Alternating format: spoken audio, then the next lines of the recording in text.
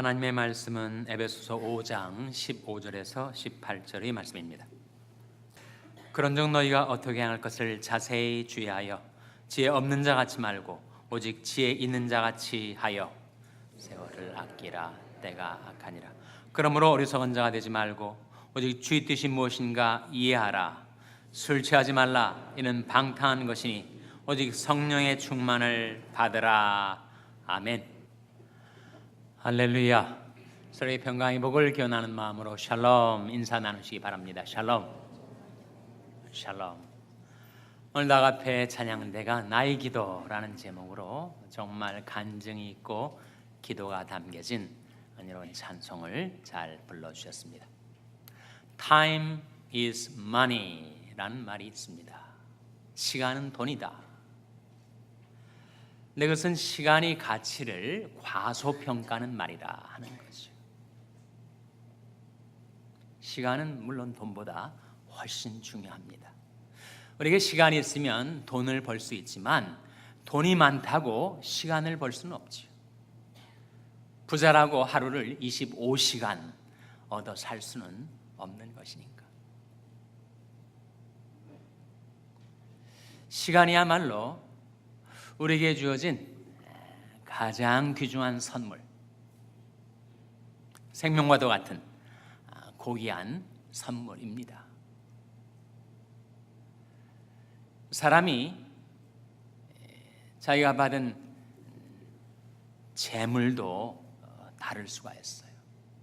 재물을 많이 받은 사람도 있고 적게 받은 사람이 있습니다.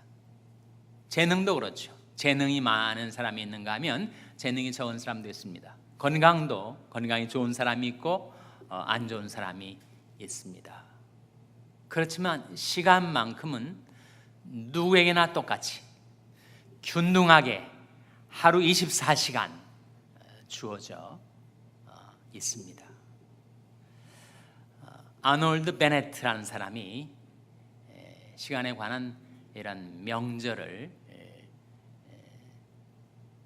써서 고전적인 책이 되었는데 How to live on 24 hours a day, 하루 24시간을 어떻게 살 것인가 라는 제목의 책입니다. 통상 사람들이 시간을 쓰며 살아가는 삶을 보면은 직장 생활하면서 한 8시간을 보내고 8시간 빼면 24시간 중에서 몇 시간이 남죠? 계산이 잘 안 되십니까? 16시간이 남습니다. 근데 직장 생활이 늘 부담스러워서 출근할 때도 머리가 몽롱한 상태에서 아직 잠이 다 안 깨가지고 출근한 다음에 언제 점심시간이 되는가 기다리고 점심시간이 되면 언제 퇴근 시간이 되는가 기다리고 그래서 오전과 출근, 오후가 퇴근 그렇게 살아간다는 거예요. 8시간을 그렇게 보내고 나머지 16시간은 잘 보내는가. 일과를 마치고 집에 돌아오면 저녁 식사를 하고 피곤해서 아무것도 할 의욕도 힘도 없는 것 같단 말이죠. 온갖 세상 근심 걱정 염려에 휘둘려서 잠을 자지만 이게 잠을 자는 건지 몽상 속에 헤매는 건지 모르고 그 다음 날 되면 또 출근하는 마음이 또 무겁단 말이죠.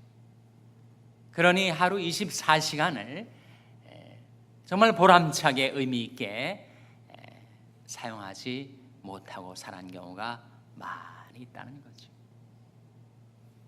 그래서 아놀드 베네트라는 사람은 8시간의 직장 생활의 성패는 자기가 임의로 자의로 쓸 수 있는 나머지 16시간을 어떻게 쓰느냐에 달려있다라고 말하면서 물론 수면 시간도 포함되지만 자기가 임의로 관리하고 사용할 수 있는 이 16시간을 자기 개발, 자기 발전을 위해서 써야 하지 않겠는가 권고를 하고 있습니다. 어떻게 하란 말인가? 좀 음악 감상도 하고 미술 감상도 하고, 무엇보다 그 강조하는 것은 독서입니다. 독서도 특별히 고전을 읽을 것을 권하고 있어요. 고전 중에서도 특별히 시를 읽을 것을 그는 당부하고 있습니다. 밀턴의 신라권, 패러다이스 러스트 같은 그런 고전적인 시를 읽으면 자신의 지성과 영성이 정말 풍요로워지고, 그래서 정말 고단하고 지친 직장 생활에서도 새로운 보람과 활력을 얻게 해줄 수가 있다, 그런 얘기를 하고 있습니다. 여러분, 시를 읽고 계십니까? 우리는 늘 시를 읽고 있습니다. 우리가 무슨 시를 읽는다는 말인가? 성경에 시가 150편이 꽉 차 있는 한 책이 있습니다. 그 책 이름이 뭐죠? 바로 시편 아닙니까? 시편을 읽고 사시는 여러분들은 늘 시를 읽고 사시는 거예요. 그 시편 중에서 90편은 하나님의 사람 모세의 기도로 알려져 있죠. 시편 90편 10절 말씀에 인생의 연수가 70이요 강건하면 80이라도 그 연수의 자랑은 수고와 슬픔뿐이요 신속히 가니 우리가 날아가나이다. 연설되신 분들은 정말 더 실감을 하실 거예요. 우리 세월이 날아가는구나. 세월이 유수 같다 하더니 흐르는 물처럼, 또 쉬를 떠난 활처럼 그렇게 빨리 날아가고 있구나. 시편 90편 12절에 하나님의 사람 모세가 이렇게 하나님 앞에 기도합니다. 우리에게 우리 날 계수함을 가르치사 지혜의 마음을 얻게 하소서. 우리 인생에 남은 날들이 얼만큼 남아있는가를 계수할 수 있는 지혜를 달라고 구하고 있습니다. 과연 내 인생에 남은 날들은 얼마나 남아있는 것일까? 제가 동배에서 목회할 때 제가 섬기던 교회에 붕회가 열렸는데, 붕회 강사로 오신 분이 가나안 농군학교 교장이었던 김종일 목사님이셨어요. 그분이 이런 얘기를 하시더라고요. 자기 농군학교에서 해마다 봄철이 되면 햇 복숭아를 수확을 해서 정말 제철 과일, 이 복숭아를 먹으면서 아주 즐기셨다는 거예요. 근데 어느 날 한순간 내 마음속에 이런 생각이 들었다는 겁니다. 내가 이 햇복숭아 1년에 한 차례 나잖아요. 앞으로 몇 개나 더 먹을 수 있을까? 한 10개를 더 먹을 수 있을까? 아니면 한 5개 먹고 말 것인가? 그런 생각을 한 적이 있다는 겁니다. 우리가 장구한 세월을 살 것처럼 생각하지만 정말 햇복숭아 몇 개 먹지 못하고 우리 생을 마감하게 될지 모릅니다. 그 짧고 유한한 인생을 살아가면서 우리에게 주어진 가장 귀중한 선물인 이 시간을 어떻게 관리하며 살 수 있을까? 스티븐 커비라는 사람이 성공하는 사람들의 7가지 습관이라는 책을 저술하면서 성공하는 사람들의 공통적인 습관 중에 시간과 관련하여 이것이 있다라고 소개하는 것이 바로 Put first things first 라고 하는 것입니다. 처음 와야 할 것을 처음에 두라. 결국 삶의 우선순위에 대해서 말하고 있는 거죠. 우리 인생의 그 많은 일들을 다 쫓아다니며 할 수가 없습니다. 결국은 선택해야 된다는 거죠. 집중해야 한다는 겁니다. 그래서 시간을 효율적으로 관리하고자 하는 자는 삶의 우선순위를 정해서 그 우선순위를 따라 사는 것, 것이 필요하다는 것이요.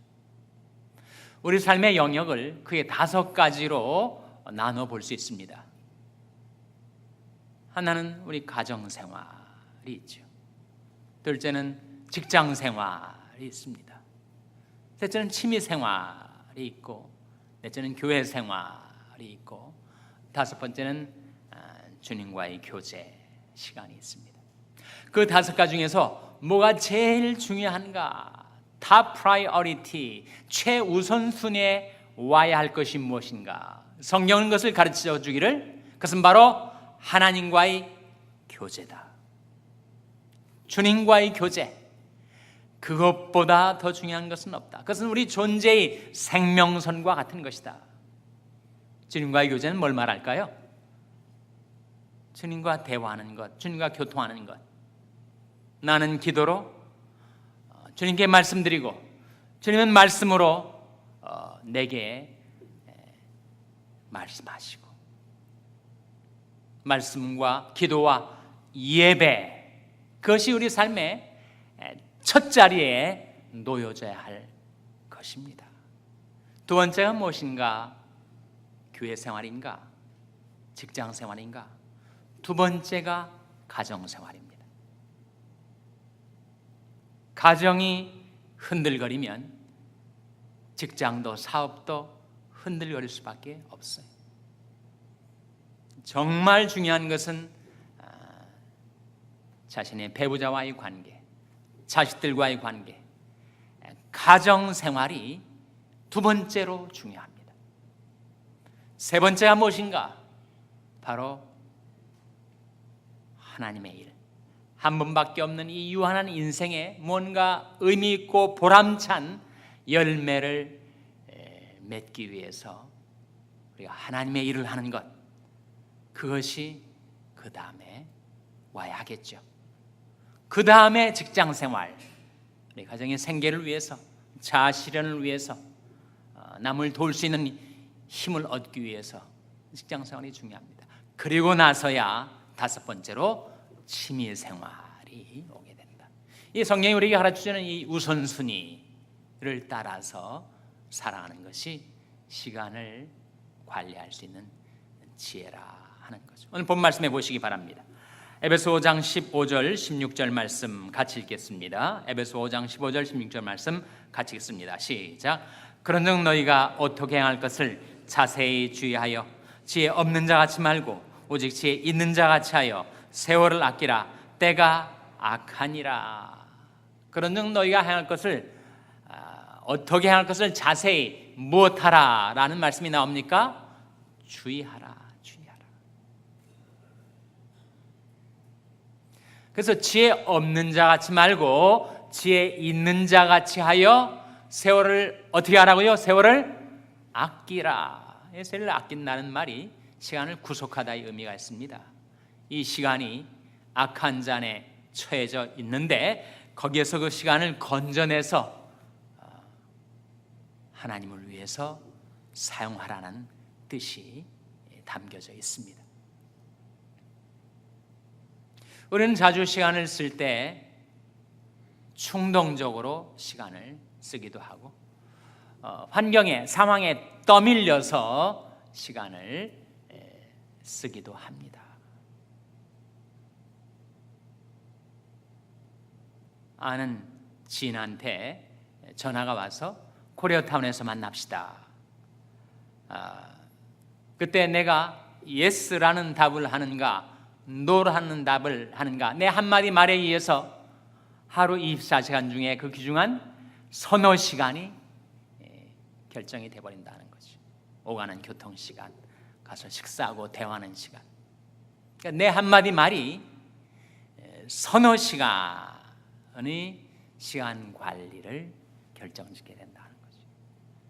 그러니 그런 경우가 있을 때 그냥 마음에 내키는 대로가 아니라, 그런즉 너희가 어떻게 할 것을 자세히 주의하여 신중하게 판단하고 지혜 없는 자 같이 말고 지혜 있는 자 같이 하여 세월을 아끼라. 그런 것이 가치 있는 일, 의미 있는 일이라면 yes 해야 될 것이고, 그렇지 않은 일이라면 no라고 현명한 선택을 해야 한다는 말씀이죠. 시간 활용의 초점, 시간 관리의 핵심은 17절, 18절에 나옵니다. 17절, 18절 말씀 같이 읽겠습니다. 17절, 18절 말씀 시작. 그러므로 어리석은 자가 되지 말고 오직 주의 뜻이 무엇인가 이해하라. 술 취하지 말라. 이는 방탕한 것이니 오직 성령의 충만을 받으라. 그러므로 어리석은 자가 되지 말고 오직 무엇을 이해하라고요? 주의 뜻이 무엇인가 이해하라. 내 삶을 향하신 주의 뜻이 무엇일까? 그것을 추구하고 그것을 이해하고 그것을 분별하고 그것을 깨달아 주의 뜻 가운데로 행하며 살아가는 것, 그것이 시간 관리의 핵심이라 하는 말씀이죠.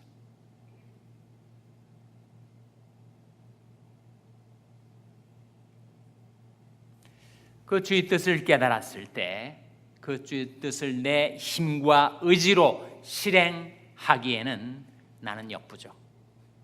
어떻게 해야 될 것인가? 성령의 충만을 받아 성령의 능력과 지혜로서 우리를 향하신 주의 뜻을 실행하며 사는 것이 바로 시간 관리의 요체라 하는 말씀입니다. 다시 한번 오늘 우리에게 주어진 하나님의 말씀, 그런 너희가 어떻게 행할 것을 자세히 주의하여 지혜 없는 자 같이 말고 오직 지혜 있는 자 같이 하여 세월을 아끼라. 때가 악하니라. 그러므로 어리석은 자가 되지 말고 오직 주의 뜻이 무엇인가 이해하라. 주의 뜻을 이해하게 되었을 때, 주의 뜻을 깨달았을 때 그것을 내 힘과 의지로서가 아니라 성령의 능력, 성령의 충만함 받아 실행하며 살아가라 하는 말씀이죠. 이 세상에 살았던 사람들 중에서 가장 효과적으로, 가장 성공적으로 시간을 관리하며 살았던 인물 중에 한 사람이 바로 사도 바울입니다. 에베소 5장 말씀도 사도 바울이 지금 하고 있는 말씀이고, 빌립보서 3장에 어떻게 사도 바울이 그렇게 시간을 관리하며 보람 있는 인생을 살 수 있었는가 비결이 나와요. 형제들아, 나는 내가 아직 잡은 줄로 여기지 아니하고 오직 한 일, 즉 뒤에 있는 것은 잊어버리고 앞에 있는 것을 잡으려고 표대를 향하여 그리스도 예수 안에서 하나님이 위에서 부르신 부름의 상을 위하여 쫓아가노라.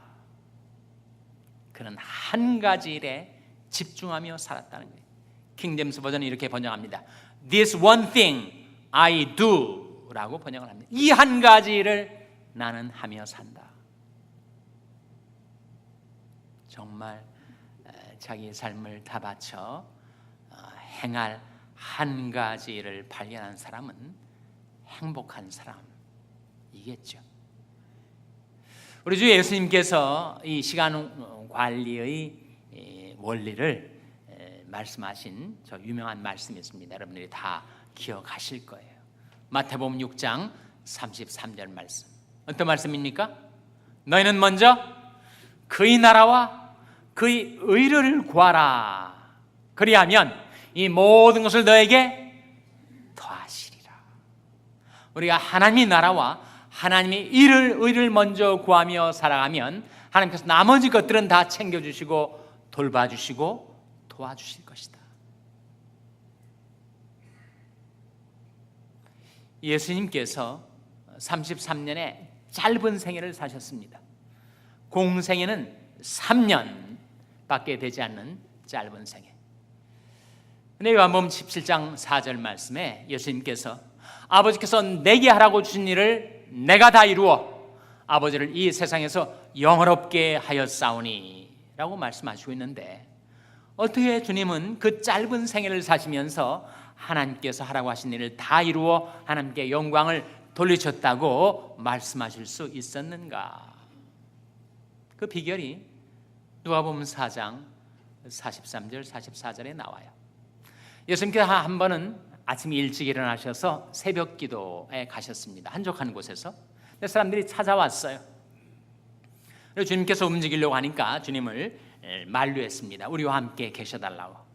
그때 주님께서 하신 말씀이 내가 다른 동네에서도 하나님의 나라 복음을 전하여야 하리니 나는 이 일로 보내심을 입었노라 하시고 갈릴리 여러 회당에서 전도하시더라. 그런 말씀이 나옵니다. 그 말씀의 문맥 가운데 우리가 깨닫게 되는 것이 있어요. 주님은 매일매일의 삶을 사시면서 먼저 새벽 기도에 나아가 하나님께 그날 어떻게 살아야 될지, 어디 가서 무엇을 행해야 될지를 상의하시고 지시 받으신 것이죠. 사람들이 만류했지만 내가 다른 동네에 가서 내가 이 일을 해야 되겠다. 새벽 기도 가운데서 깨달으시고 결심하시고 실행을 하시며 사신 것 아니겠습니까? 아마는 예수님이 한 가정을 신방을 했습니다. 바로 마리아와 마르다 가정. 예수님을 영접한 마르다는 좀 잘 대접을 해드리려고 부엌에서 분주하게 일을 했어요. 마리아는 예수님 발 아래 앉아 있었습니다. 한참 일하다 보니까 마르다 마음에 화가 났어요. 나는 이렇게 열심히 수고하고 분주한데 내 동생은 왜 가만히 있는가? 예수님께 와서 좀 바쁜 나를 도와주게 마리아에게 말씀해 주소서. 예수님 답변이 마르다야 마르다야 내가 많은 일로 염려하고 근심하나 몇 가지만 하든지 혹 한 가지만이라도 족하니라. 마리아는 이 좋은 편을 택하였으니 빼앗기지 아니하리라. 마리아가 택한 이 좋은 편 한 가지가 무엇입니까? 그것이 바로 주님과의 교제였습니다. 주님 발 아래 앉아 주님의 말씀에 경청하는 것, 나를 향하신 주님의 뜻이 무엇인가를 발견하는 것, 그 뜻을 실행할 수 있는 은혜와 능력을 얻는 것, 그것보다 더 중요한 일은 없는 것이에요. 만약 그것이 이루어진다면 우리 가정생활도, 직장생활도, 취미생활도, 봉사생활도 주님과의 교제를 통해 얻은 은혜와 능력이 흘러넘쳐서 주님이 약속하신 말씀 그대로 너희는 먼저 그의 나라와 그의 의를 구하라. 그다음 이 모든 것을 너에게 더하시리라 하신 약속대로 이루어 줄 줄로 믿습니다. 우리에게 주신 가장 귀중한 자원이요 선물인 이 시간을 어떻게 관리하며 살 것인가? 성경이 가르쳐주는 삶의 우선순위를 따라 우리의 삶을 향하신 주님의 뜻을 깨닫고 성령의 능력 가운데 주의 뜻을 실행하며 살아가는 저와 여러분 될 수 있기를 주님의 이름으로 축원합니다. 기도하시겠습니다. 하나님 아버지, 이 아침에 하나님 앞에 나온 저들에게 하나님의 말씀으로 저희의 마음을 일깨워 주신 것을 감사드립니다. 저희에게 주신 생명과도 같은 귀한 이 시간을 어떻게 지혜로 주님의 뜻을 이해하며 어떻게 성령의 능력 가운데 그 뜻을 받들어 살아갈 수 있을지 깨우쳐 주셨사오니 그리 살 수 있도록 도와주시옵소서. 예수님의 이름으로 기도하옵나이다. 아멘.